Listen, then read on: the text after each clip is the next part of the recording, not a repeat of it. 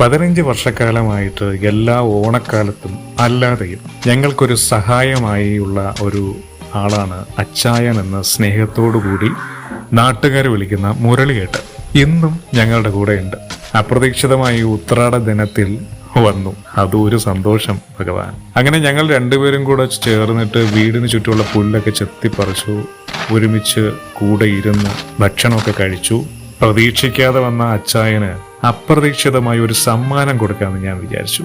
ഒരു ചെറിയ സമ്മാനം മറ്റൊന്നുമില്ല, ഒരു വസ്ത്രം, 500 രൂപയുടെ ഒരു നോട്ട് വസ്ത്രത്തിലേക്ക് കാണാതെ അതിനകത്ത് ഇറക്കി വെച്ചു. എന്നിട്ട് പണിയെല്ലാം കഴിഞ്ഞ് വന്നപ്പോൾ അദ്ദേഹത്തിന് നിശ്ചയിച്ചിരിക്കുന്ന കൂലി കൊടുത്തിട്ടുണ്ട്.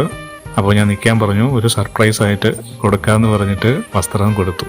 പുള്ളി അത് കണ്ടപ്പോൾ പുള്ളിക്കുണ്ടായ സന്തോഷം അത് തന്നെയാണ് എൻ്റെയും ഈ പ്രാവശ്യത്തെ ഓണം സന്തോഷം. ഇതൊക്കെയല്ലേ സന്തോഷം ഭഗവാൻ. എല്ലാവർക്കും ഹൃദയം നിറഞ്ഞ ഓണാശംസകൾ.